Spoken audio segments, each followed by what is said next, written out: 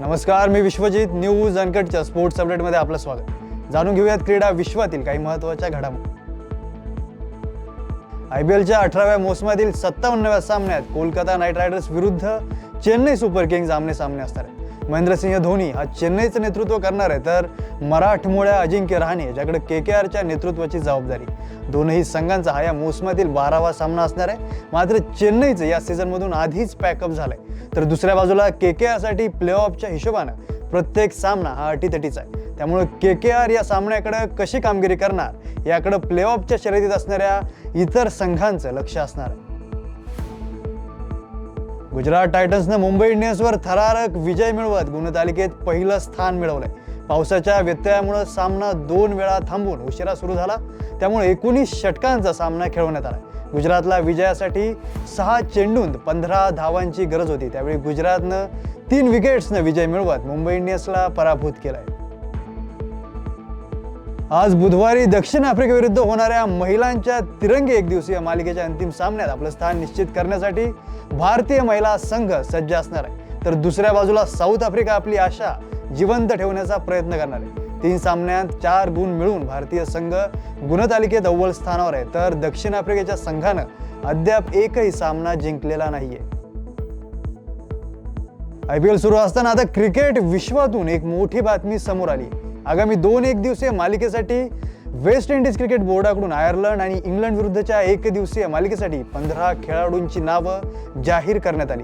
या 2 पैकी एक मालिका ही IPL दरम्यान खेळवण्यात येणार आहे. उभय संघांतील एकदिवसीय मालिकेत प्रत्येकी 3-3 सामने खेळवण्यात येणार आहेत. शाई होप हा आयर्लंड आणि इंग्लंड विरुद्ध विंडीजचं नेतृत्व करणार आहे.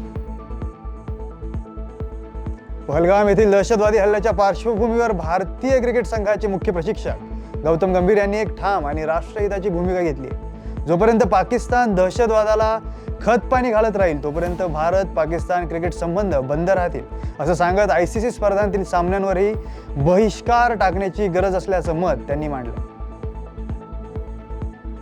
क्रीडा क्षेत्रात आंतरराष्ट्रीय तसेच राज्य स्तरावर उज्ज्वल काम करणाऱ्या पदकप्राप्त खेळाडूंना आणि त्यांच्या मार्गदर्शकांना रोख पारितोषिकं देऊन गौरवण्यात येणार आहे. यासाठी शासनानं 6,94,37,000 रुपयांची मंजुरी दिली.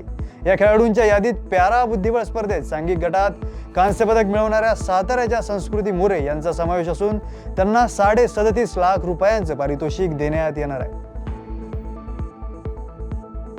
सिद्धेश घोरपडेनं 7व्या खेलो इंडिया युवा क्रीडा स्पर्धेच्या सायकलिंग स्पर्धेतील मुलांच्या बॅच रेस प्रकारात महाराष्ट्राला सुवर्ण पदक जिंकून दिलं. याचबरोबर मुलींच्या गटात मराठमोळ्या आकांक्षा म्हेत्रे हिनं मेडल टाइम ट्रायल प्रकारात रौप्य तर नॅच रेस प्रकारात कांस्य पदकाची कमाई करत दुहेरी यश संपादित केलंय. मुलांच्या मल्लखांब सांघिक गटात सर्वच संघांनी एकाचड एक रचना सादर करून 7व्या खेलो इंडिया युवा क्रीडा स्पर्धेत उपस्थित प्रेक्षकांना अचंबित केलं. अतिशय चुरशीच्या या स्पर्धेत महाराष्ट्राच्या संघानं रौप्य पदक खेचून आणलंय. या स्पर्धेत मल्लखांबमध्ये महाराष्ट्राला सांघिक गटात सलग 7व्या वर्षी हे पदक मिळाले. याचबरोबर मुलींच्या गटातही मराठमोळ्या खेळाडूंनी जोरदार कामगिरीच्या जोरावर पदकाच्या दिशेनं दमदार पाऊल टाकलं. या बातमीसह स्पोर्ट्स अपडेटमध्ये इथेच थांबूया. पाहत रहा न्यूज अनकट.